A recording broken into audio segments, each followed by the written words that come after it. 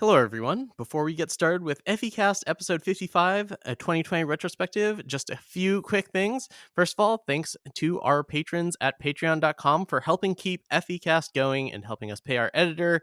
These people make FECast possible. You should go join them at patreon.com/friends of eternal. We appreciate everyone's support. So big shout out to Pre-Ribbon, Cotillion, Work Done Son, Chamomile, Chrissier, D-Dub, and Yeast Out. Also, big thank you to our editor, SRFS, who, again, continues to put in an amazing amount of work every week in order to get FECast out to the masses. Without them, this would not be possible. And I just got to emphasize, last week's cast was an absolute monster of an episode, and they did a great job. So huge thank you there. Finally, if you're not already a part of the FE Discord, be sure to join. The link is in the description. If you want to get connected with the best players of Eternal and have great conversations with them, perhaps check out the Piloting Club, get better at Eternal, the FE Discord is one of the best places on the internet to be. All right, without any further ado, let's get started with our retrospective of 2020, FEcast episode 55.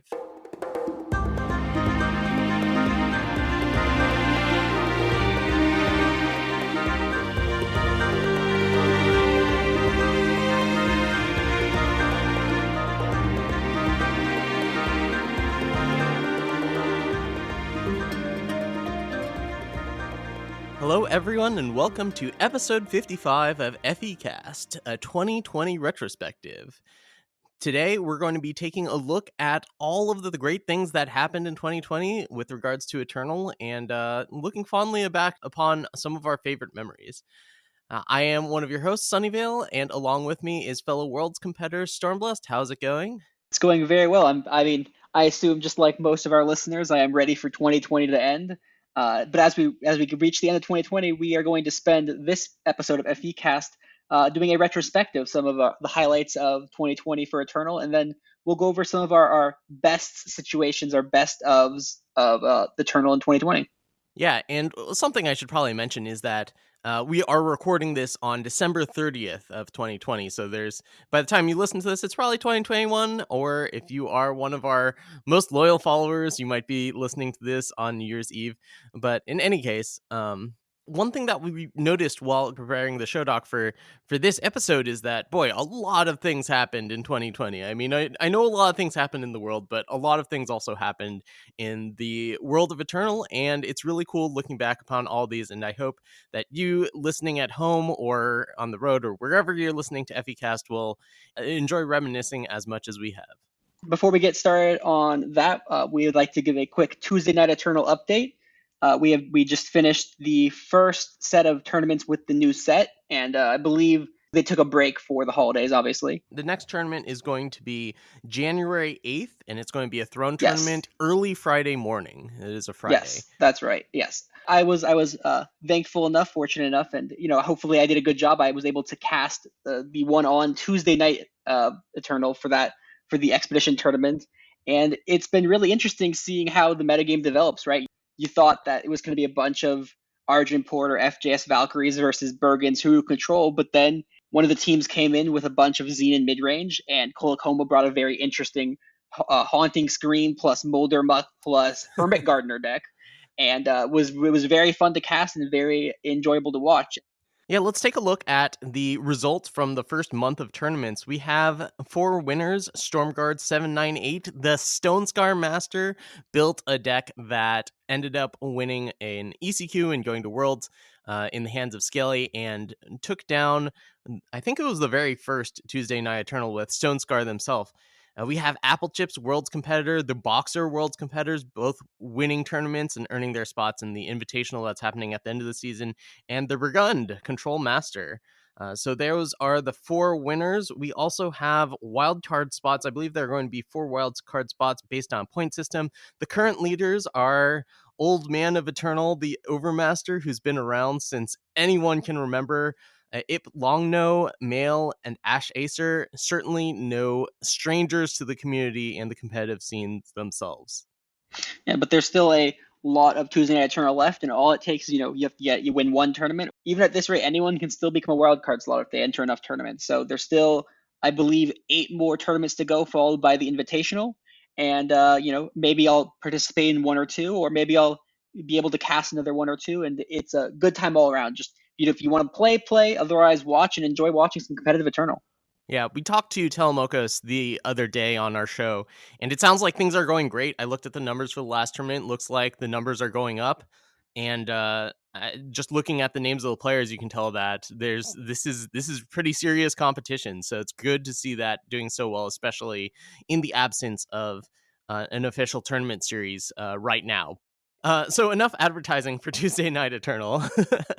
Let's talk about something else that happened over this past week, and that is the Team Misplay community survey. Now, the Misplay, if you don't know, is another podcast. There's a lot of how do I get better at the game featured on the Misplay, and the hosts, Jason and Mark and Sopiello, I forget his name, Nathan? I think it's Nathan. Do a really great job of being entertaining while presenting a very highly polished podcast each week. Go check them out wherever you listen to podcasts. Anyway, so they did their second annual community survey. They did one last year, and I was fortunate enough to be on the episode for when they went over the results. And you should definitely go check out the results for this year's community survey as well. Lots of interesting insights about the Eternal player base and just how people feel about playing Eternal, and it's mostly pretty positive. The thing that might be the most positive to come out of the survey is that, according to the survey, FECast is the most listened to podcast in Eternal. So thank you, all of our listeners who made that possible. I don't really know what to say. It's just awesome. If you're a listener of FECast, give yourself a pat on the back for making that statistic possible. If you, I guess, if you're part of the survey, I guess thank you for providing data for the community. Obviously, surveys, are a some extent a self-selecting option, right? There are limitations to surveys, but as a sample size of the community, it looks like a good portion of people are listening to FECast and enjoying it, and that's what I like. I'm glad that we can provide entertaining and useful content to you all. Yeah, we're definitely going to keep on trying to, give the information that we give as often as possible when it comes to like set reviews and competitive metagame calls and whatnot. So yes, thank you everyone who listens to FECast. We really appreciate it. That's awesome. All right, let's talk about some of the cards that have been released. No sets, but we do have a bunch of promos in December. Stormblessed, why don't you tell us about the last two promos that have been released? So there were two promos released in the past 2 weeks. The least recent one is Talir Time Jumper, a 7 time 6/6 with charge, and when a spell is played directly on Talir, she travels to the start of the next turn. Effectively, this makes her immune to targeted removal. She's still vulnerable to Harshals and Pristine Lights, but if you try to, say, cast an agent on her, she jumps away. You can also use this to help defend Talir from board clears, even where if they play a harsh rule, you can play a spell in response, and Talir will jump away to the future. Not too keen on Talir. I know a lot of people have been like, a 6/6 with charges is nice, but also it costs 7 for a 6/6 with charge, which is just very expensive, but possibly expedition worthy. I don't have too much hopes for that. The other promo is, I think, a little bit more interesting, and it's Joe Lu, the gift giver. So they gave us a little bit of a holiday promo, and it's our first, I think, tri-faction promo. I don't think we've ever had a promo that was 3 faction before. Jolu is 3 Fire Justice Shadow for a 3/3, so reasonable stat line. And Jolu has Summon. You may give the enemy player one of your other units to steal one of theirs with the same cost or less. So effectively, you get to trade units. So if you have a 4-drop, they have a 4-drop, you can swap your 4-drops. So basically, you want to give your opponent a bad unit and give yourself a good unit. So Sunny, what do you think of the two promos, Talir Time Jumper and Jolu the Gift Giver? Well, I'm with you that Talir isn't much of a competitive card. Cool design, especially with the flavor of jumping time. And Jolu's interesting. I mean, we've seen the last holiday promo, the Merriest Mandrake, really shoot up in popularity with the regards to constructed. And Jolu is like potentially something that could, if you have some interesting cost reduction. Like I can think of, if you hit someone, play a Lurking Sanguar, and then you can trade the Lurking Sanguar for like their 5-drop or whatever. I don't know how good that is, but like it's just like really interesting and unique card design. We might see some way of abusing it later on, although right now I don't think it's going to be that big of a deal in constructed. Anyway, Cool stuff. Love seeing promos. I think promos are always a lot of fun. And yeah, it's just great to reward the player base for playing every day. What else can I say about it? Yeah, I think Joe's a fun promo. I like that three factions makes it interesting. Obviously, you want to play it with things with good summons or downside entombs. Although we don't really have any of those yet. We don't have a card that's like entomb, you take 5 damage. We don't have that kind of card yet. But if we did, that would be a decent card to swap with Joe Lu. Anything with a summon ability or an ultimate that you've already used could be potentially interesting with Joe Lu. Obviously, three factions makes it a little tough, but I don't know, you can play it in like the market with any of the grafters in its factions, play like 12 grafter, 1 Jolu or something. That seems a bit much. All right, let's talk about the metagames. So obviously with the release of the latest set, Empire of Glass, there's obviously going to be updates to the metagame, especially with Expedition getting an overhaul, of course, as we do with each major set. Stormblessed, why don't you tell us a little bit about what's going on in each of the formats? So thankfully, we have Tuesday Night Eternal, which really helps us analyze metagames, right? Because Tuesday Night Eternal shows us what decks can perform well and what decks don't perform well, and with fairly decent sizes, not like exceptionally large, but fairly decent.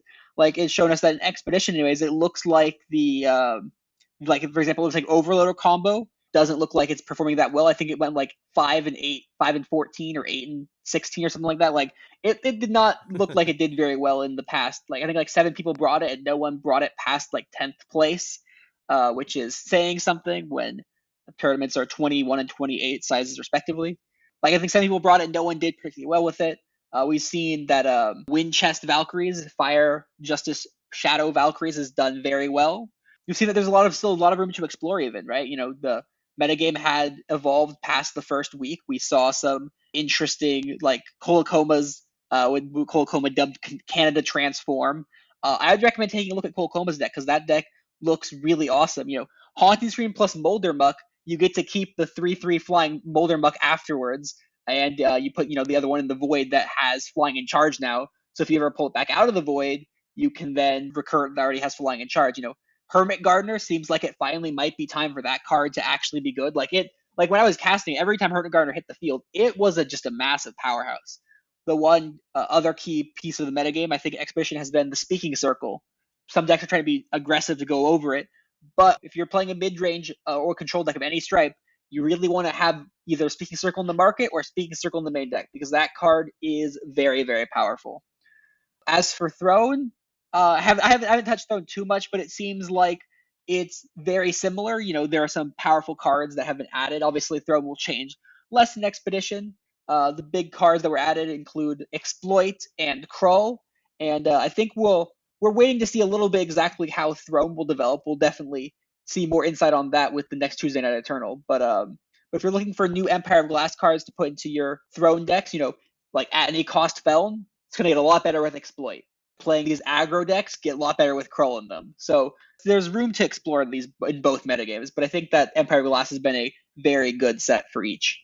Yeah, I think Kroll is a huge winner in Throne, more so than Expedition. Like, know when to hold them for Kroll is pretty sweet, and then you also have cards like Last Chance.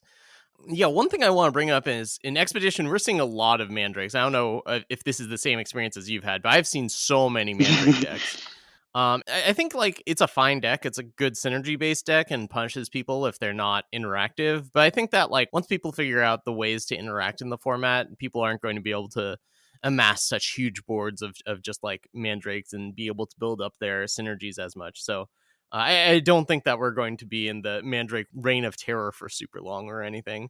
Yeah, Mandrakes are, I think, the level 1 popular deck, but I don't think they're tier 1 by any stretch. I'd put them tier Yeah. 2, tier 2.5, if even if they might even be tier 2. But they look like they're fun to play though. So I do think it's better than like Sling of Chi, which was everywhere and not good, or like in our opinion. yes, All right. it's more fun to play with and against Mandrakes than it was to play against Sling of G. Just flashbacks to testing and playing that side of the matchup. I was Oh on the my Sling of the goodness. Chi deck, and I was just like, "Can I please stop? Can I?" Yeah, yeah. Just anything but this. I'll play Mono Fire. I'll play Vision Valley. Anyway, let's move on to some of the highlights of 2020. This is what we were working on for the show and trying to figure out what the best moments of 2020 were.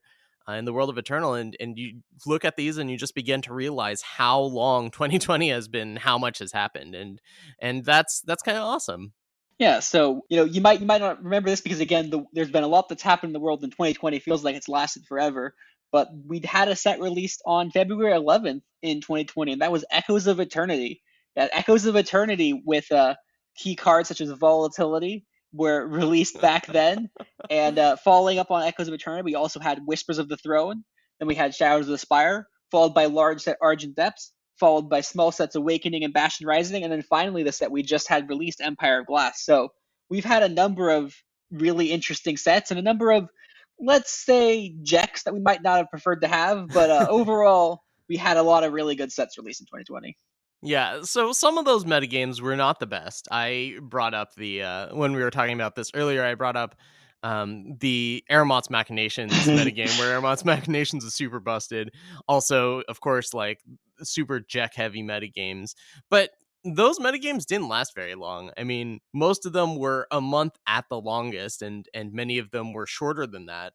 I think that just like there's been so much interesting deck building, so much interesting gameplay that has gone on.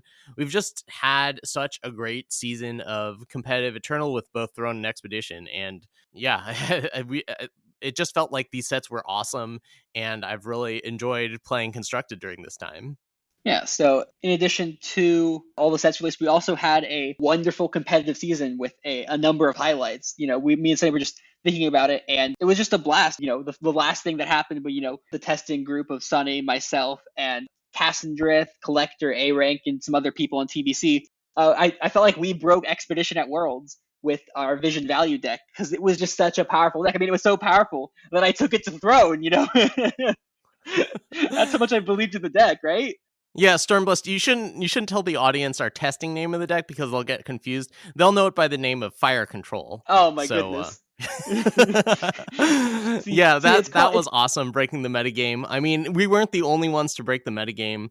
Uh Team Rankstar getting 3/4 of the top 4, although that one was won by Nico Abba, right? That was the tournament that was not won by any of the Team Rankstar folks. yeah. Rankstar had an ECQ where they got 3 out of the top 4 slots at the top 4, and then they didn't manage to win that ECQ, which is kind of funny when you look back on it. But of course, Rankstar managed to pull it back and put 2 of their members into Worlds, which is always a good thing for a team.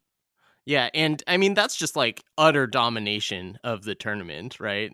That just shows that they were Yeah. they were the most prepared.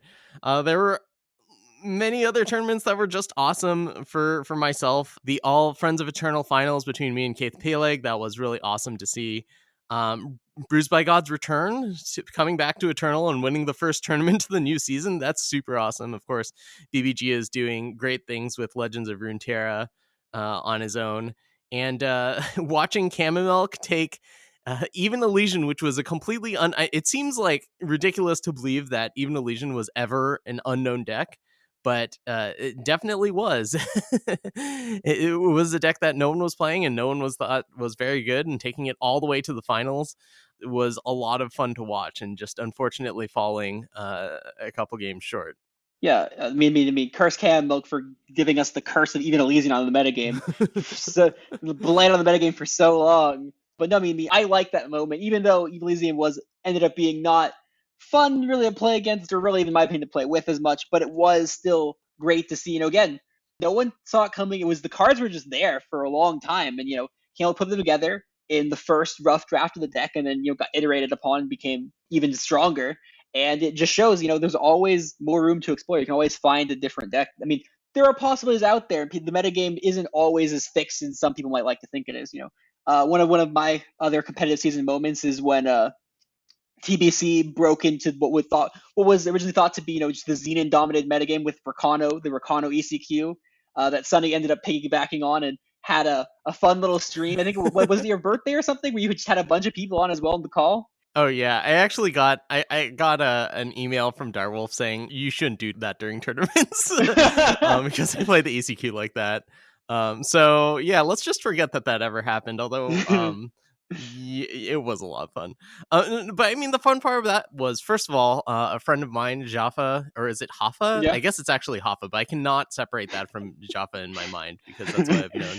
them for so long, who's the founder of Eternal Titans, my old team, made the top 8 of the tournament with a Rakano deck. It's basically the TBC Rakano deck, but like it Yeah. was something that they were trying to reverse engineer, and I played Jaffa on ladder right before the tournament. I was like, oh man, that deck looks sweet, and we tried to reverse engineer it together. That was hilarious and awesome. The original Ruffian was just ridiculous, and like original Aijin was also ridiculous, and that finally got Bullet Shaper to take the nerf, from a 2-cost unit to a 3-cost unit, and kind of pushed it out of competitive play. But yeah, I mean the whole deck was just exceptionally powerful. And then of course, right after that, Direwolf decided that that was the perfect time to release one of the most overpowered cards released this year, and Friends in Low Places. You're like, Rakana was really hurting after the ECQ, so it really needed a boost. Yeah, I think most of the people in the community saw that card and was like, what the heck? First of all, this card's busted. Second of all, you just gave the best deck in both formats an amazing tool in both formats. And then of course, it was funny because the card even looked super powerful, and then it ended up playing even more powerful than it looked. That's just how good the card was. So that was sort of some highlights in the competitive season. To talk about some specific moments in late January. That's when I joined TBC, and it feels kind of crazy to think it was so long ago. But again, 2020. TBC was fun to be a part of, right? Rising tide lifts all boats. The key, not necessarily even to be a part of a team. The key is just to have people that you interact with that can help you improve together. Talking about the game and is how you get better at the game. Joining TBC and doing this FEcast is what helped me improve as a player in large part, because I just talked about Eternal more with other people that were also good and also willing to talk about Eternal. Yeah, having other people to talk you down off of your biases in a card game, right? That's just very, very Yes. important. And when you say, I just wanted to clarify something. When you say rising tide lifts all boats, you're just talking about all boats in that Discord server, right? Not necessarily all boats. Like, you joining the team doesn't make everyone else a better player. No. Yeah, when I say rising tide lifts all boats, I'm saying like if you're like you join FE server, I think that also is an instance of rising tide lifts all boats. You just have to be in the boat in that sense. Like You just have to be in the boat. What, rising tide lifts this boat, I guess, or something like that. lifts Well, the boats in the water. But here's the thing: if you got better as a player and you've been on FEcast this entire time, that means that all of our listeners are getting better. So It's true. Tangible improvements for other people. That's why when like back in the last competitive season, the season 2, there was a period of time where Kamado, who doesn't have a team anymore, went on like FE and was like, hey, I would like to test with some people for the next 2 weeks before the ECQ, and you got a testing group around 5 to 6 people for an ECQ. And I think that was really smart of Kamado. I think everyone benefited from that. Again, rising tide lifts all boats. So I think that if you don't want to commit to a team or whatever, but still want to perhaps do a little bit better during an ECQ or whatever, try to repeat that same phenomenon. Because like one of the innovations that Kamado's testing group did is for the even Elysian ECQ, they innovated and brought even Deadly Elysian, which was just a superior form of even Elysian, especially for that one ECQ. So again, I mean, we're not trying to be too much of a like heads up for the future kind of thing here, but just repeating the same process of like interact with other people and improve together. Yeah, card games are playing card game gives you a sample size that's too small to form good opinions on. So you need to check that against other people's opinions regularly in order to make sure that, you're not too far out there. There's no way to test everything in card games. There's always unknowns with regards to how good things are. So another highlight in January 30th, was the beginning of the Piloting Club started by Camomilk. The Piloting Club, for those of you who don't remember, was a collection of people who would submit videos every week and then have people go really in depth and talk about the gameplay and what could be done, and discovering all the little things that you could get better with. And that was really cool. And that was really fun. It turned out to be a ton of work, so it hasn't kept up, but just the fact that the infrastructure is there going forward, I think is really good for anyone who is serious about taking their game to the next level, getting a lot of eyes on your games to think about your plays critically. I know that I spent some time posting videos there and getting feedback leading up to my Worlds preparation. So I would say that helped me improve too. Yeah, I think that's likely that to some extent the club returns when a new competitive season is announced, and as we reach closer to say an ECQ or whatever. But in the meantime, if you ever want to just post, if you record a VOD of your playing, you don't even have to commentate yourself, just post a VOD of your playing there. I assume people would love to commentate on and help you improve as a player if you want to just put yourself out there. Yeah, obviously it's a bit of work to do, but so you don't have to do that. But again, as I said, the infrastructure is there. It's always available. We've also talked about how actually getting better just takes a lot of work. It does take a lot of work to post in the piloting club. It seems like it might not be that bad, like recording a game of you playing, but you have to play your hardest. You have to be okay with the fact that you're going to get torn down by other people, but it's all for a good cause. So yeah, hopefully we'll have more of that in 2021. Another thing that was going on this year is the first TNT tournament started on February 13th. That's the Team Not Tavrod, who host like kind of informal tournaments. I don't know, is it every week or every 2 weeks? It's pretty frequent, but they've been going on throughout the year. They've been going strong. Always great to see community run tournaments. Yeah, if you want to see that, if you want to take a look, even though it's the Team Not Tavrod tournament, they usually post, or at least they have in the past. I don't know if they've maybe taken a break for Tuesday Night Eternal or whatnot, but they usually have posted an FE saying, "Hey, the Team Not Tavrod tournament is happening in this week at this time. If you want to show up, show up." And yeah, it seemed like a good time for all who were involved. Yeah, I could be wrong, but I think like they often have some sort of stipulation, so it's not just like another throne or expedition tournament. There's usually something else going on, which is pretty cool. This is FECast related. On February 5th, Stormblessed joined the show for the first time. That was this year. And on August 27th, SRFS, our lovely editor, joined the crew and started editing the podcasts. So this may not be relatable for everyone out there, but being a content creator is so much work, and having people that are willing to work with you basically for free. Stormblessed, have I paid you ever? No. Oh. Okay, I have paid SRFS a few times, but Yes. that's because they do the actual heavy lifting No. a Yeah. lot of the Yeah. time. Editing is the real work here. Editing is Yeah. a lot of work. Well, I mean, there's a lot of things going on with content creation. Like you have to have the content build up for each week. You have to have, a plan to just go on and talking. I mean, before Stormblessed was part of the show, I was always looking for someone to a guest every week, and just having Yeah. someone there every week is fantastic. And sometimes I don't know what to talk about, and you always have good ideas for that type of thing. So thank you. And thank you for being a part of FECast, the most listened to podcast in Eternal, and also the only podcast where two of the competitors. Sorry, also the only podcast in Eternal where both of the hosts are Worlds competitors. We're Worlds Doesn't competitors. I guess that's in the past now. doesn't Rankstar have podcasts where both the hosts are Worlds competitors or something? Ooh, I hope I, Notorious doesn't hear you say that. That's a sick rub in there. oh no, or is it that they had the guests on that were the Worlds competitors? I know there was one point where I think it was with Boxer where was it on FEcast itself where he's like, on the podcast we said the only Worlds podcast where we had a world champion on. And I was like, that was very fair to say, because if you have Lights Out Ace on, then you are in fact, the only podcast that would have a world champion on.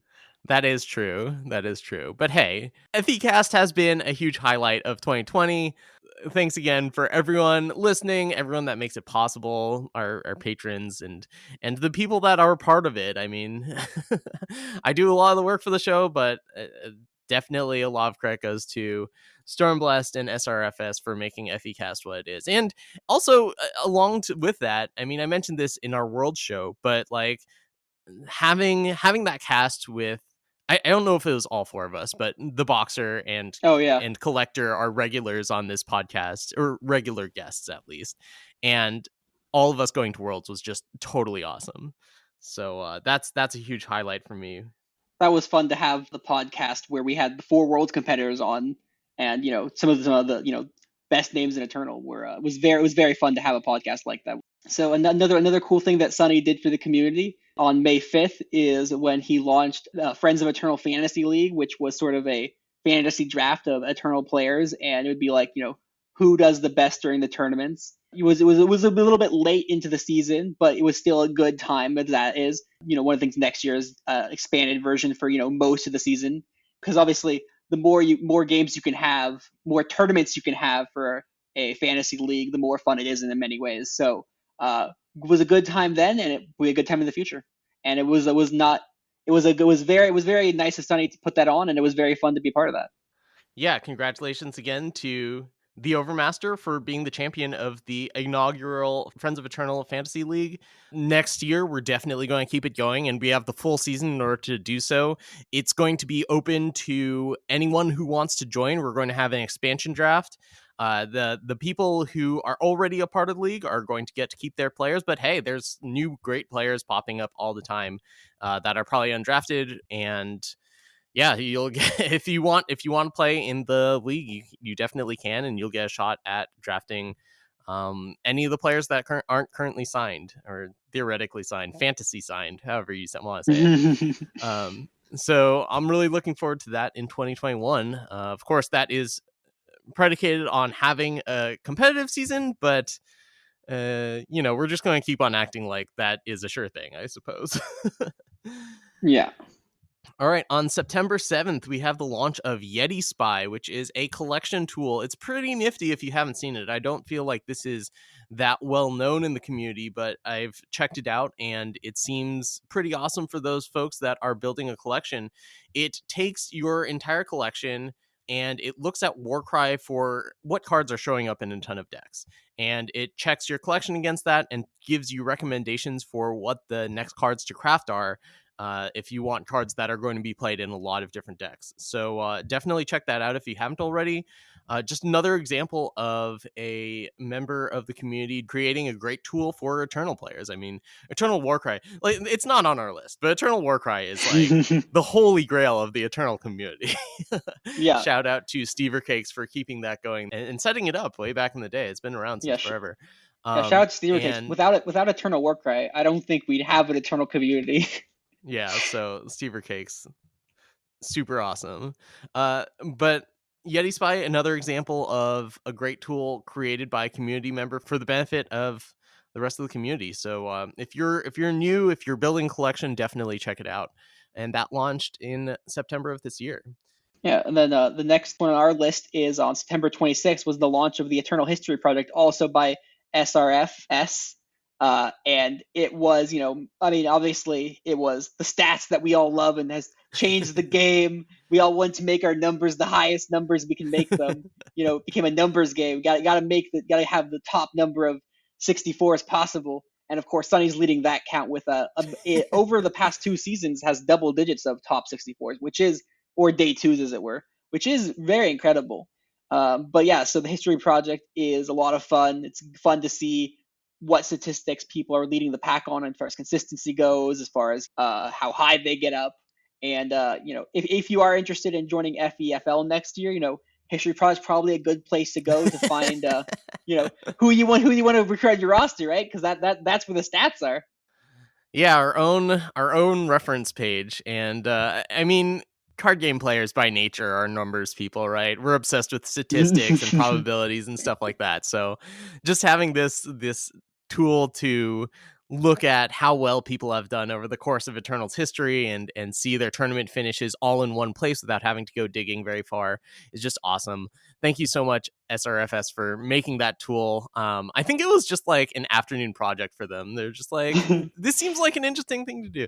So that it's super awesome. And on a personal note, this is just something that I am so happy about exists because I think there was a narrative about me like before this came out about like my card evaluation skills are like super questionable or my deck building was not that great. And then and then this came out and showed that I actually have been like really good for a long time. And I think that quelled a lot of the notions about me as a player that I kept on running into. Um, and I know that like that feels very conceited to say, but in a sense that you have earned it slightly, right? Being the only person to have 20 or more day twos in Eternal history is nothing to be a slouch about. It does make you the single most consistent player in Eternal for making day twos, and that's just the fact. Yeah, I'm not going to go on to claim that I'm the best player in Eternals history. I think that's ridiculous, especially because I don't think I've ever been the best player at any given moment. I think there's always been people that have been better than me. But like, just finally, all those people who are like, well, Sunny is terrible at deck building and highly question. Oh my gosh. But yeah, And but once again, shout out to SRFS though for, uh, I mean, he's become an important member of the community. Also, the TO for Tuesday Night Eternal. yeah, shout out to them once again for being a wonderful member of the community. Yes, and thank you very much for the history project and making it so that I don't have to run into so many terrible takes. All right, the next one is something that we've talked about already on this podcast. December 4th was the return of Tuesday Night Eternal. Thank you so much, Telmokos, for keeping the competitive scene going as we're waiting for news about a 2021 season. This is the second season of Tuesday Night Eternal. But I mean, even so, it's just awesome to have a regular tournament series roughly once a week for those of us who want to compete. So go sign up for a Tuesday Night Eternal event if you're available during those times. Yeah, so in addition, it's possible that we've forgotten one because there were a number of them released, but we've had a number of community content directly implemented in the game. One of the coolest things Darylf has done is community card backs and community card designs more often than that. And we saw this year, we saw Siege Train from Gibbon, we saw Dr. Zytrom from Klobovich, Molder Muck from Cassandrith, Wasteland Broker, and then Yada gave us a card back, which was the first card back that we got. So all of these cards, Dr. Zytron is sort of more of a meme card, but these cards were good and have impacted the game in many ways. Like Siege Train, we thought it wasn't going to make a huge impact, but then it ended up just being a really good card expedition, just a powerful aggressive tool. And then once Sling was released, it ended up actually being decent in both just regular aggressive decks and then also the Sling decks. Molder Buck is obviously new, and we haven't seen that one quite as much. And Wasteland Broker was from It's Bryden. That's who it's from It's Bryden. Yeah.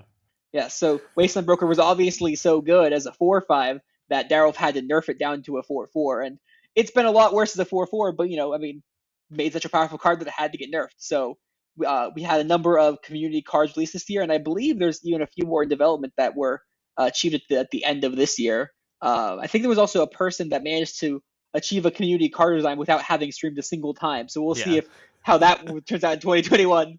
But that should be fun too. So shout out to the community for coming up with some cool card designs. Yeah, it's always a triumph when someone reaches that 1.75 million mark and gets to design a card. Always awesome to see. I don't think it will ever stop being awesome. And finally, this last one is dubious, but one of my highlights is inviting TheBoxer to the show along with the person that beat him every single time in the tournaments. So we had TheBoxer losing to Camomilk in the semifinals of an ECQ when Camomilk was playing Even Elysian. We had TheBoxer losing to Collector when TheBoxer was on some sort of Winchest deck, and the Collector was on a Reanimator deck, and TheBoxer had the hate, but Collector just managed to like piece together a victory with full of like nonsense. And finally, at Worlds, TheBoxer again lost to Collector. And each of those times, I invited TheBoxer onto the show along with, Collector and Camomilk, and I think that's hilarious. Of course, no ill will toward TheBoxer, who is, well, TheBoxer is my pick for most successful player in 2020. Just an absolute ridiculous season. I don't know the stats off the top of my head, but it's something like a victory, 2 top 4s, and a top 8, or something like that. Maybe it's 2 top 8s and 1 top 4, along with the top 8 at Worlds. But I think hilarious. In order to invite Boxer and the person who beat him in the semis or the top 8 at Worlds, Boxer does have to make the semifinals of an ECQ or top 8 of Worlds for that situation to go down. So obviously, it's like they obviously have to be extremely successful to reach that point to begin with. So it's like oh man, you were so successful, Boxer. Yeah, I think things that you can count on in Eternal: Sunny making the top 64, Galp making the top 16, and Keith Peleg losing in the finals, and TheBoxer doing well enough in a tournament where we can invite on the person that beat him without him feeling too bad about it. All right. If we missed anything, any highlights, please do let us know. Or if you have a personal highlight, let us know. Let us know. We'd love to hear what you enjoyed about 2020, and great things to remember. We'll definitely share them if you want us to. Maybe you reached Masters for the first time after a year or two of playing Eternal, and that was exciting for you, or you reached top 64 of a tournament, and that was super exciting. That made you thrilled to keep going into tournaments, or you had just a really good time with some cards. Let us know what your favorite moments of Eternal this past year were. I'd love to read them. So for our final segment of the day, we are going to go over some best that happened in the situation. So we'll have a category for best blanks, best slash favorite blank, and then me and Sunny will just sort of discuss our some things that we thought were the best that happened this year. For the first off, again, just to reiterate, we had I believe it was we had 8 sets this year. We had 3 large sets and 5 small sets, from Echoes of Eternity to Empire of Glass and everything in between. So the first up, we have best or most favorite card released this year. So Sunny, what are some of your cards that you like this year? And then out of those, what would you pick as your favorite card today? Yeah, so of course I've played so much Kira. Like I don't think that I've stuck with an archetype for as long as I've stuck with Kira. As far as being enthroned goes, I usually switch to whatever I think is best. But Kira has been, a great card for me. I've won a lot of games with Kira. But I think my favorite card of the year has got to be Thunder of Wings. I mean, I did win a tournament with it, so that helps. But like, it just does so much of what I like. It charges, it flies, it has 2 different payment costs, so that you have to do some thinking about how you're going to play it and when you're going to play it. And I just love that card. It just does exactly what I want to be doing. Yeah. And honorable mention to Yeti Cookmaster, which I almost played at Worlds. Is that a 2020 card? I feel like it is, but it might not be. I didn't look that one up before. I'll look it up right now on Eternal Warcry, but no one was playing Yeti Cookmaster before 2020, at the very least. It came out Echoes of Eternity, so it was a 2020 card. Yes, I almost played it at Worlds in Yetis because I was just like, no one's interacting in Throne. If I levitate Yeti Cookmaster in my Yeti's deck, I'm going to do so much damage. So yeah, those 3 cards I think are my favorite of the year. Yeah, so going back to Echoes of Eternity, the obvious front runner for my favorite card of the year would have to be Volatility. That card has been, in some ways my namesake card for a while now. Everyone knows I love to bring it up, and it's sort of the meme card that I'm associated with at this point. I think the card is still very powerful. I just think it's very hard to build the deck because, like for example, like, oh look, you can draw Align the Tesseract and play Align the Tesseract for free, and it's a 5-cost spell you can draw with it. But the problem is you have to have a 5-cost spell package, and then you have to have like a Grenin package, and you have the remaining space for anything else that you want, like interactions. Like, it's hard to build these decks, but I still love the card. Other cards that I think would have to be on my up there list would have to be like Wump and Mizo. I've loved Wump since Argent Depths came out. Like, since spoiler season, I thought it was going to be one of the most powerful cards, just an exceptionally powerful card. And then obviously it kept getting better with they gave us Awakening, and that gave us Jarl, which obviously paired really well by just having such a critical mass of really powerful 2-drops. So basically, they gave us a bunch of tools that just made Wump so good. And of course, just like Sunny said, where his deck has been Kira. My deck has obviously been Elysian for so long. Like, for the Rakano ECQ, I almost brought Wump and Friends for that one, which was the my original name for the like Elysian spells, Elysian mid-range deck. Was I called it Wump and Friends because it just played Wump and a bunch of other friendly units to go with Wump. So I almost brought Wump and Mizo to that tournament, and then I ended up bringing it to basically every other tournament except for Worlds. So Wump obviously had to be up there along with the rest of the Elysian pile. So yeah, so I guess if there were 2 cards that I'd say were my standouts for this year, would be Wump and Mizo, and obviously Volatility. All right, what's the next one you have on here? For those listening, Stormblessed wrote all these categories down.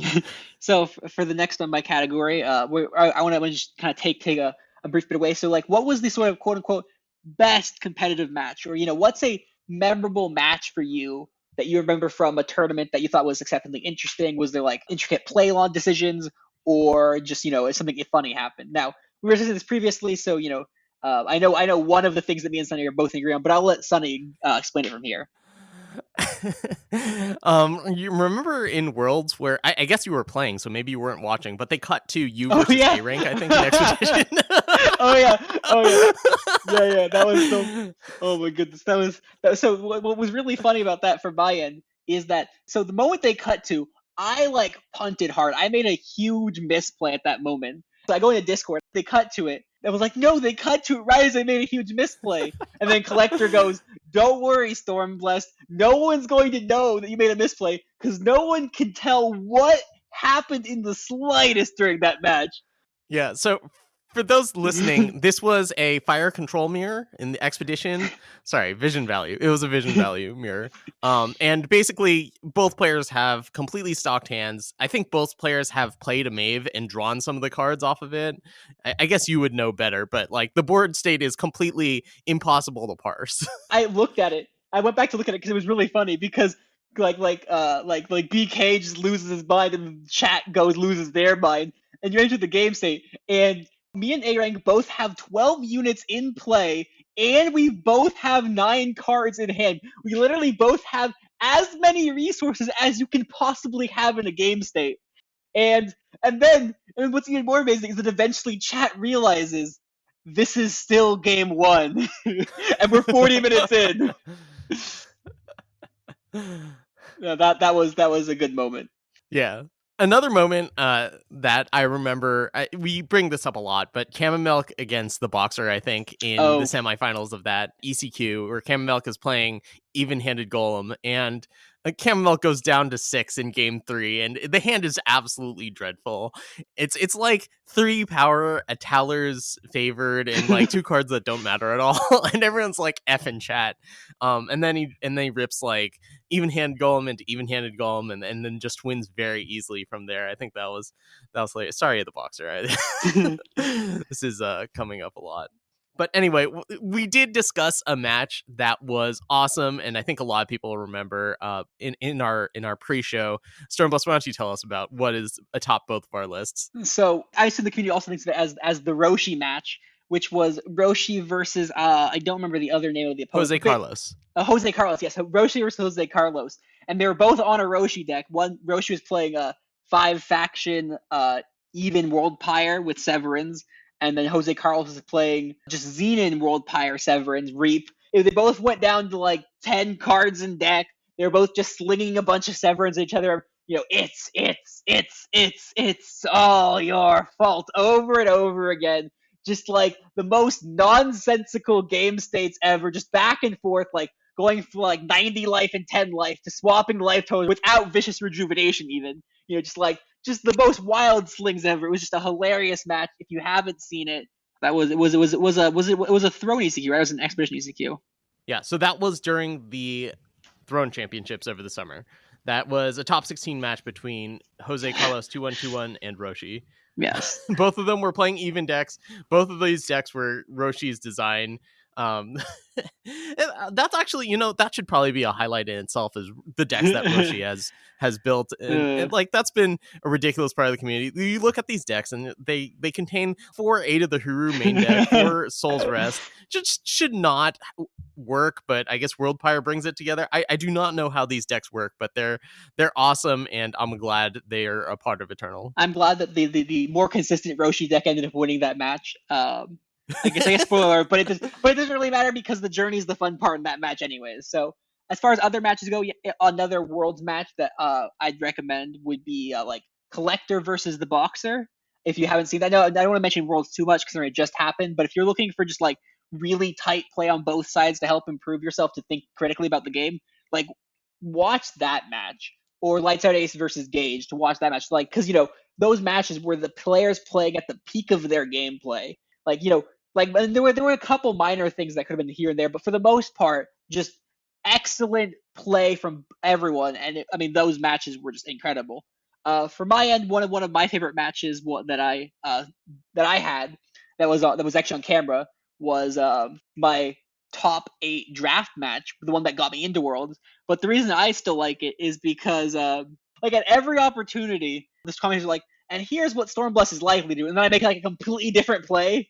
And I just like that. Like, I still think my plays were correct even. So I just like that. I just made like completely different plays than what the commentators expected. I just find that fun to rewatch. I haven't rewatched it that much. I only watched it like once, so that was kind of fun from my end. And this is like, it's a difficult question. Those matches that we talked Oh about yeah, are awesome, but there was so much great play this competitive season. Watching the broadcast, it'd be like both players are playing fantastic. I remember when Gerger PM made the finals of that tournament, the Throne Summer Championship, that his play was just absolutely fantastic until the finals, where there was the playing the insignia depleted because of a firebomb in their deck. we saw that come up a surprising amount actually in competitive play. Like, there was a surprising amount of players, really, really good players. I think it even happened to Collector once at Worlds even, where they got hit by Milos and then they forgot that Fireball was in the deck and they played Insignia depleted. Yeah. But I mean, just overall, the amount of great play we saw, Yeah. not just spectacles, but like really, really clever turns we saw, there were a lot of them in 2020. Looking forward to seeing more of them next year. All right, what's next on the list? Next on my list is a little bit of a different take on best. So Direwolf is and Eternal is known for the fact that it's a digital game, so it can change cards, and changing cards can sometimes help improve the metagame, can help improve cards, and sometimes nerfs or buffs, and sometimes nerfs take cards away, and sometimes they don't. Sometimes they improve metagame, sometimes they hurt metagame. So, as far as nerfs go, what were some of your favorite nerfs? What were some of the quote unquote best nerfs for the Eternal metagame for the cards themselves this year that you saw? I don't know. I mean, a lot of the nerfs were good, especially when it's cards that go from being a little too good to just right. I think Thunder Wings is a good example of this, from going from making a 4-2 to a 4-1. There's also like the Reddit nerfs, where it's just cards that people complain about, like Blightmoth becoming a 3 cost. I thought Blightmoth was totally fine at 2, and Severin going to 7. Nerf prize Sow. But I don't really have too much in mind for this category. So for me, what I want out of nerf is I want a nerf that keeps the deck alive and doesn't kill the card, right? That's the key to a great nerf, right? Like, nerfing Bullet Shaper might have been necessary to make it cost 3, but it also did sort of remove the card from being in really good decks. Nerfs like Helio keep the card alive while still being exceptionally powerful. Backbreaker as well, it seemed like, has managed to survive its nerf. I think had to be one of the best nerfs of the season. Obviously, Ethan Gold getting destroyed, great decision there. As a 2-2, it was awful. Glad that it's not 1-1. But to me, I think the nerf I like the best. I like the Kira nerf best. I like that Kira going from a 3-2 to a 2-1. It keeps the deck being exceptionally powerful, allows the deck to do everything it wants, while it provides an early game weakness to both of its best units. And Kira, when it reaches its 6 cost stuff, it can no longer tussle for free, basically, right? As a 5-4, it basically could just attack for free every turn. Now as a 4-3, you actually do have to think about it a little bit more and plan out and have strategy with the cards you hand and how you want to use your resources. So I really like the Kira nerf because it makes the deck still very, very good. As Sonny says, you kept playing it even after the nerf, while putting the deck a little bit more in check and have a little bit more of a consistent weakness, while making the deck just a little bit less resilient. And I really like that nerf because I think that made the deck just feel a lot more well placed in the metagame. Yeah, that's definitely right. And Kira is still good. It was definitely too good. But it turns out like all it needed was that. The Yeah. other abilities weren't what was too good about it. It was the fact that it was a big enough body. So yeah, that was a good nerf. Good nerf. Next on my list is more of a fun thing. So in the Eternal 2020 and all these sets, we've had a number of interesting mechanics released. Out of the mechanics released in 2020, Sunny, what would you say was your favorite? Valkyrie Warp. Next Oh my question. goodness. Okay, so that's sort of a freebie right there. Valkyrie, obviously the best mechanic.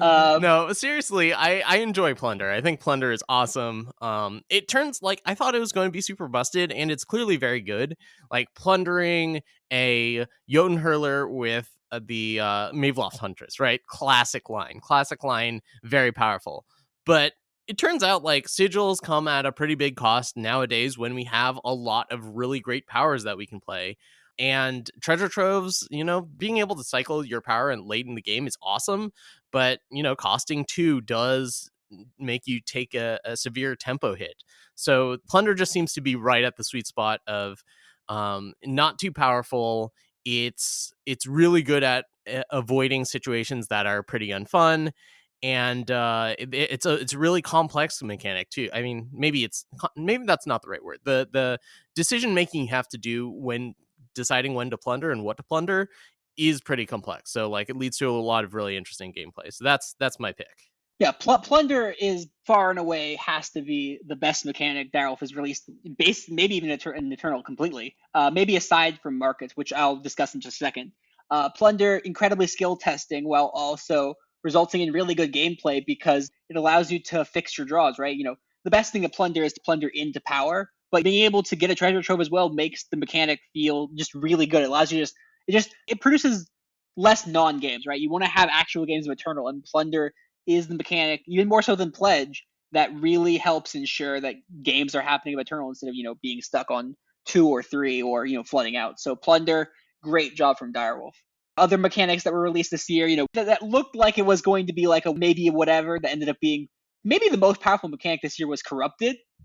You remember Corrupted, Sunny? I think I was pretty high on Corrupted. Just getting a free body is nothing to sneeze at. I think it ended up playing a lot better than it looked, basically. Yeah, as much as you feel like, oh, Crypto obviously was going to be good, you can't say that you thought Unfamiliar Interloper was going to be nerfed, Sunny. You can't say That's that you true. thought. I thought Interloper was not good when I first saw it, but like cards like Gentle Grazer, which got nerfed and definitely needed to be. Card was like, why does this have Corrupted? It was nerfed after Interloper, actually, though. Like, Interloper was one of Yeah. the first Corrupted cards nerfed because it turns out, even if you have a body for like one extra turn, that's really all it took.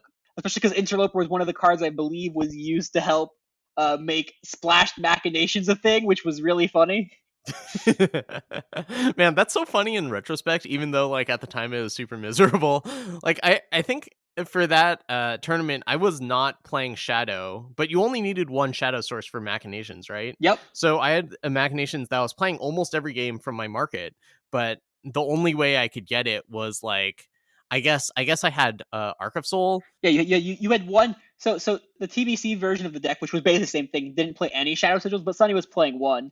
So basically, what we're talking about is we had a Fire Time Primal, basically tokens list, using like Mother of Skies to make tokens, and it was splashing Airmont's Machinations in the market and getting it off of Crack the Earth, but only when you had Shadow Influence, and it was a really powerful deck. And like you shouldn't be able to put basically no shadow sources in your deck and splashing your most powerful card in your market.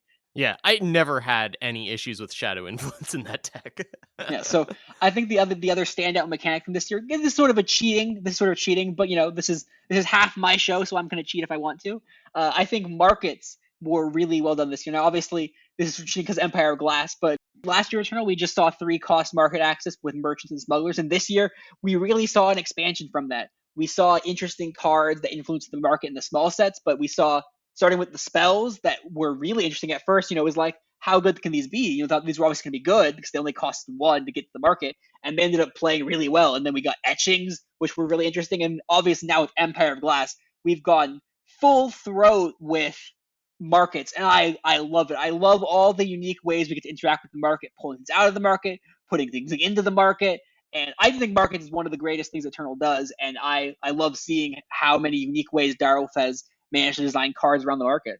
Yeah, this makes me really happy because it highlights a card that you were really wrong about, and that's Transpose. Oh yeah, But Transpose was, I yeah. was so wrong about Transpose. So yeah, markets are like the best part of Eternal.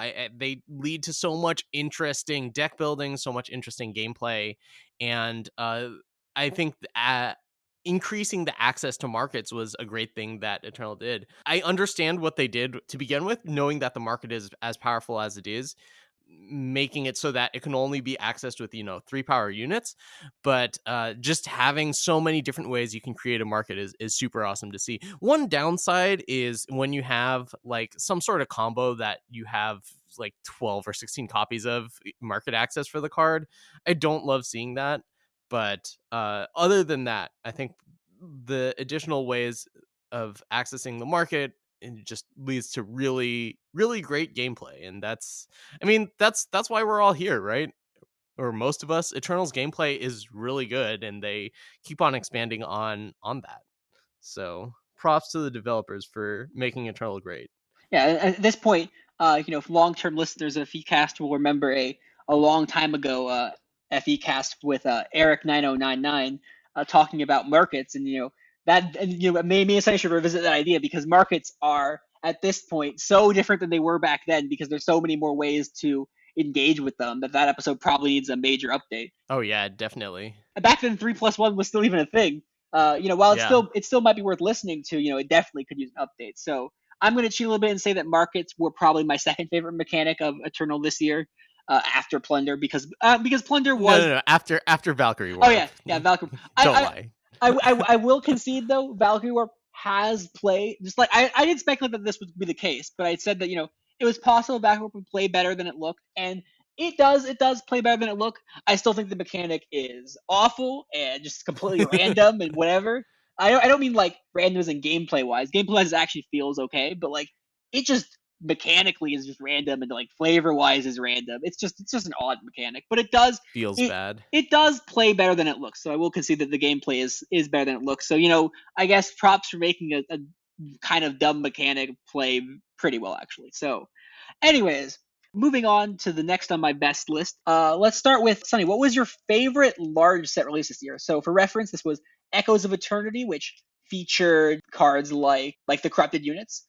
We had Argent Depths, which was the influence set, which featured Master Conjurer at any cost, Barthol's Keepsake, and other influence heavy cards, and Trickshot Ruffian. And then we also had Empire of Glass that most recently released. So Sunny, out of those three sets, what do you think your favorite was?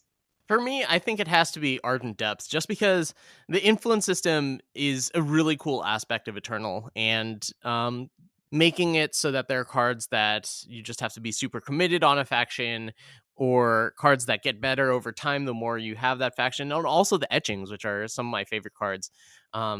Just dealing with influence, I think, is a great design space for Eternal, and I really enjoy those. I mean, there's the flip side of it where like you don't quite hit your influence for your really high intensive cards, but I feel like that hasn't been the case most of the time. That hasn't been too much of an issue.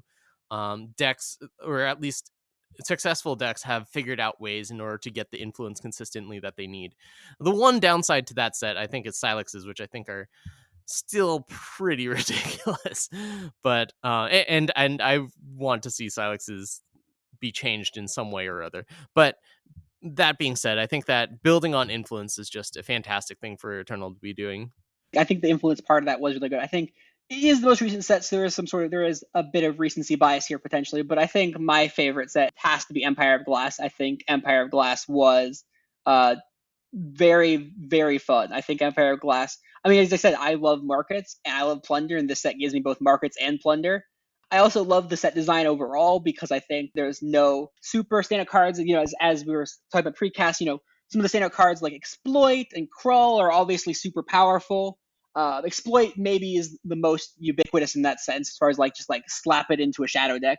But like cards like Crawl, which are obviously exceptionally powerful, they need a deck for them. You can't just put Crawl into any deck. You actually have to have a deck for it. So I really like the design of the cards there, that they require more thought and deck building considerations. And I love markets, and I love just the amount of unique, interesting designs that the set produced. So I think my favorite would have to be Empire of Glass. So clearly we're saying that Echoes of Eternity was clearly awful, and that what was that 2-1 that made an 8-8? What was that called? Kato? Kato. And clearly Kato was a mistake. That's clearly what we're saying. Well, they did have to nerf Kato, so yes, it was a mistake. The card is ridiculous. Okay, so next on my list, we went over best large set because I feel like it's not fair to compare things together. So we're going to go over the next set, which is the best small set. So for this year, just again for reference, we had 4 small sets. We had Whispers of the Throne, which featured cards like Milos, Praxis Trove, Archmagister's Portal, featured Blightmoth, Vox, Tempting Offer, and Kilo were some of the standout cards from Whispers of the Throne. We had Shadows of the Spire, which gave us Jek and Ikaria and Silverblade Menace, and Turn to Seed and Silverblade Intrusion. Wow, that's that small set. Yeah, that one is not my favorite. No, that was not my favorite. We had Awakening, which gave us the Ascending Cycle, obviously, Hermit Gardener, and then the 5 cost cycle of spells with heavy influence requirements, among other things. And Those Dr. cards really Zytron. have not seen play. I No. think we were expecting those 5 cost cards to see a lot more play than they did in retrospect. If and when we get Huru Silex, Silver Knight will be ready for us to be slotted into Huru control. But it also was Dr. Zytron, which was the first community card put into a small set, so that was cool. And then finally, the most recent small set was Bastion Rising, which was sort of the precursor to Empire of Glass, which sort of showed us to kind of maybe things that we'd expect. Like it had Mandrakes in it, it had some factionless cards in it, it had Amplify cards in it, and obviously it had Sling of the Tree in it. So out of the 4 small sets released this year, which one was your favorite? It's gotta be Awakening. That one came with Yeah, an awesome campaign, right? I yeah. love the campaigns, and the art style they did with that was just so good. The background where you can see all the 5 ancestors, it just looks so good. And man, I kind of miss the times when we were Wait, getting wait, wait, 2 wait, wait, campaigns a wait. year. I know that people Wait, were, no, huh? Awakening didn't have it. You're thinking of Promises by Firelight, I Oh think. shoot, you're right. Oh yeah. Awakening Okay, was the never Ascend. mind. Awakening did have a campaign though, which is why I was confused at first. That Okay. was the Vara campaign, or one of the Vara campaigns. Man, I don't actually remember it now. Okay. All right. I'm a fan of campaigns, but I'm also a fan of the ascending cycle. Kira is cool. Alhed is cool. Akantha is cool. Ural's okay, and Clodagh we don't really talk about it. That's Worse a than quote. Yeti Cookmaster, not something that you want as a label. So, yeah, I think that those cards are super cool, and I love campaigns, so that's my pick. Yeah, I mean, for me, it's kind of a tough choice. Obviously, I have to say Shadows of the Spire is not my favorite small set. um, it has like Turd the Seed obviously hasn't been that much of a fun card. Aurelian Supplier hasn't been a super fun card. Oh Uh, god, I forgot about Aurelian Supplier. That is like my yeah, least favorite card of the year. yeah, like I can point to like Aurelian Supplier, Turd the Seed, Icaria, Silverblade Intrusion, and Jack, and it's like, oh yeah, this set exists. Silverblade Intrusion, Jack. Oh my god. Yeah, like Silverblade Menace. Don't forget about that card. That card just randomly killing people. Yeah, I Uh, don't mind Silverblade Menace. I know it bugs a lot of people, but like there were lots of cards to bug people in that set.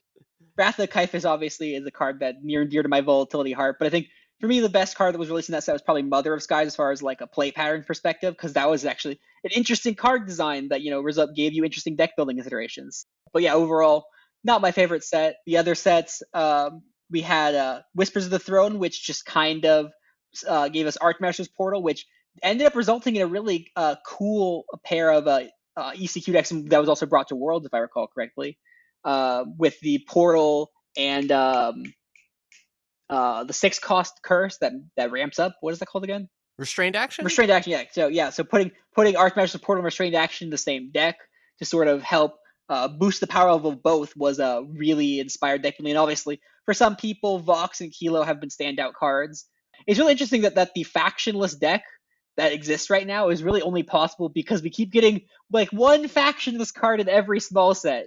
So that's kind of funny there. I mean, it had to be a difficult choice between Awakening and Bastion Rising.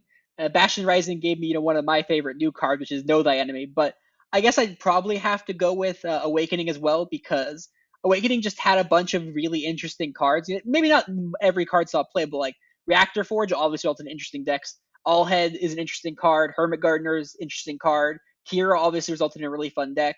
Jarl and Dazzle obviously helped make Elysian a thing, which was a deck I brought to like 4 months of tournaments in a row. And that aspect, it was good. Broken Contract, again, every little small set gives us one little factionless card, one step closer. I still like Gold Plate Valkyrie, the 7 cost Valkyrie that puts a 2 cost unit from your market into play.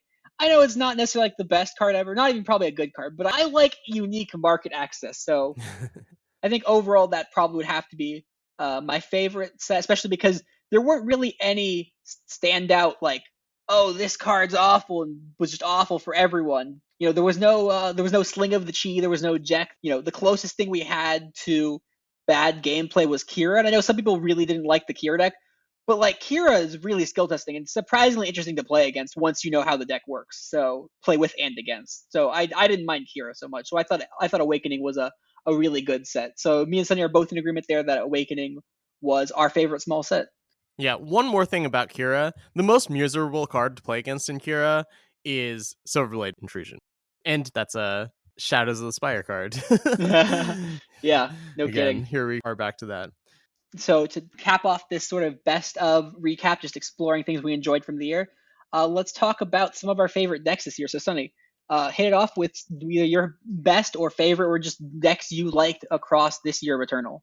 It's gotta be the one Chinese player that Oh like my god. top 64 2 ECQs in a row with 50 power world pyre. Like uh, just just as a matter of like, you have not seen this before in Eternal, or like you don't see this often. I think that is super awesome. oh my goodness. I'll come up with a better actual answer for that in a I know. bit. I mean, no, that's a. I mean, I don't like it just because I had to play them round one. And I was like, I don't want to lose to this pile. Like they were playing like 3 Shenron Speaks or something. No, they were playing was like 2 Shenron Speaks and 2 Seed of Creation. And I'm like, I don't want to lose the Seed of Creation. Please don't let me lose the Seed of Creation and throw in it was Expedition. In Expedition, like oh my goodness, just Seed of Creation and competitive. Like bravo to them for taking that to a top 64 finish. Um, yeah, so like there were a number of really cool decks this year. I really liked the sort of the original sacrifice decks from when Corrupted wasn't super nerfed. That like you look back at one of my my top 8 ECQs, you'll see that like literally half of the non-power cards in the deck have been nerfed by now. Like all the Corrupted cards got nerfed, Grodov Stranger got nerfed, Machinations got nerfed. But like the sacrifice strategy with Shrine, I was a fan of 3 Shrine back in the day. But yeah, I think that deck was one of my favorites. Another deck that was one of my favorites. I mean, I love the Elysian deck. I think that deck is just very fun to play. It makes you feel clever and powerful. And as I say to Gallup, and Gallup reminds me quite often, Elysian mid range is like Xenon mid range. Except instead of playing 4 cost threats, you play 2 cost threats. So Elysian would have to be one of my favorites, especially now that my innovation was a 3-2 split on No End to Hold Them and Krull and Elysian, because the deck is just playing a bunch of powerful 2 and 3 drops. So that makes Krull a lot better, especially with No End to Hold Them. So playing Krull in non-shadow decks as a 3-2 split is sort of one of my favorite things to do right now. So Elysian, one of my favorites, and then I really love that Vision deck, and it's probably still even good in Throne even. Yeah, Vision. I was going to say Vision value in Expedition for Worlds. That was awesome.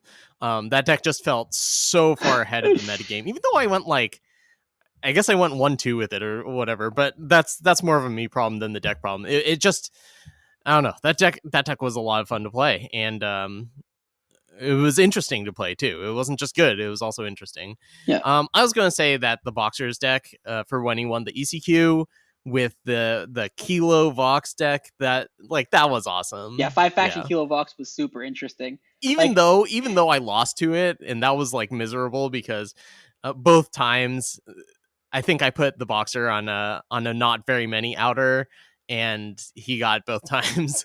I don't know what the actual odds were for that, but like it certainly felt bad in the moment. But looking back, like it's awesome that deck did so well.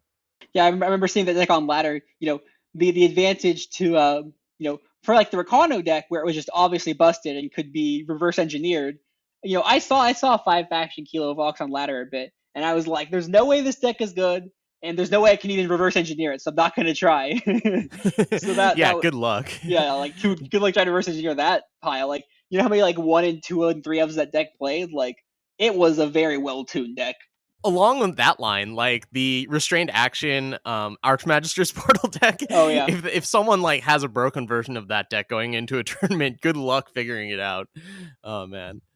I kind of want to build Archmagister's Portal Jang-Ji, right? The Praxis version of that deck, because now you have 8 copies that benefit from playing Highlander, which is cool. But that's just Yeah. for funsies. Anyways, so do you have a favorite deck you piloted this year? I mean, Kira is obviously the deck that our listeners are probably thinking about the most. Would you label Kira as one of your favorite decks of the year? Yeah, I mean, it was a really punishing deck. If you played poorly with it, you lost. So, like, you just could never go on autopilot with it. And I think that was awesome. It was extremely powerful if you did well, and it was extremely punishingly if you were not playing well. So I definitely liked Kira. I mean, I also have a soft spot for my mono fire deck, right? Like, I've always loved aggressive strategies. That's what I've been best at since the dawn of time. So building a mono fire deck that did well also makes me pretty happy. Actually, like looking back, I think I played fewer aggressive decks than non-aggressive decks this year, which is kind of weird. I think like most of my turn finishes are with decks that are actually not super aggressive. Like maybe like mid-range, certainly not control decks, but like I don't think I played that many aggressive decks this year. But yeah, getting to play a mono fire deck, definitely happy about that. For those of you who don't remember, that's the deck Sunny actually won the Spring Championship. Yeah, the Spring Throne Championship. Yes, yeah. So Sunny brought Yeti Cookmaster, which was funny because after that I recall poking Sunny a little bit, being like, "Remember when I said Yeti Cookmaster was going to be good and you laughed at me? So who is laughing now?" And the answer was still Sunny because he just won a tournament.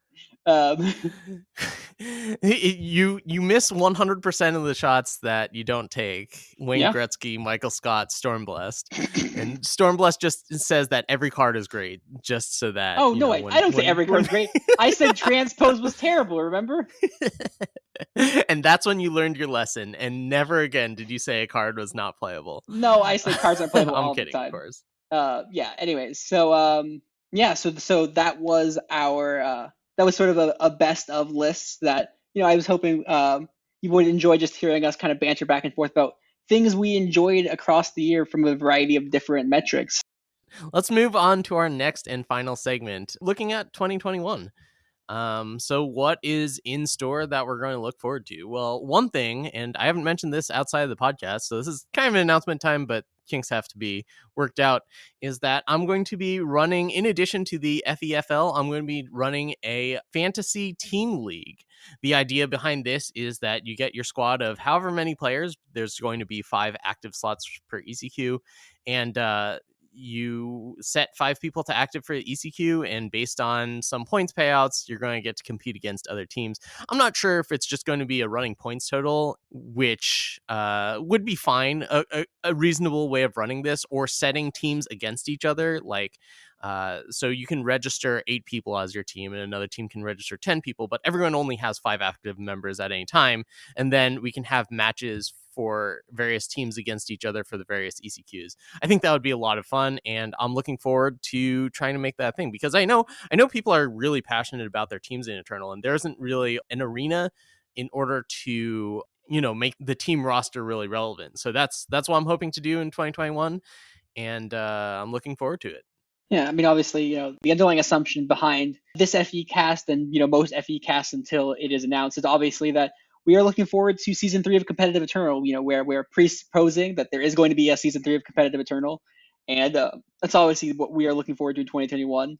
Last year, season 1 and season 2 had a 6-month break. We're hoping the break is a little bit shorter this year. It ran last year from November of 2019 to November of 2020. So it took about a year last year to go through a whole season. So we'll see when Direwolf will announce this, if and when. Hopefully it's a when and not an if.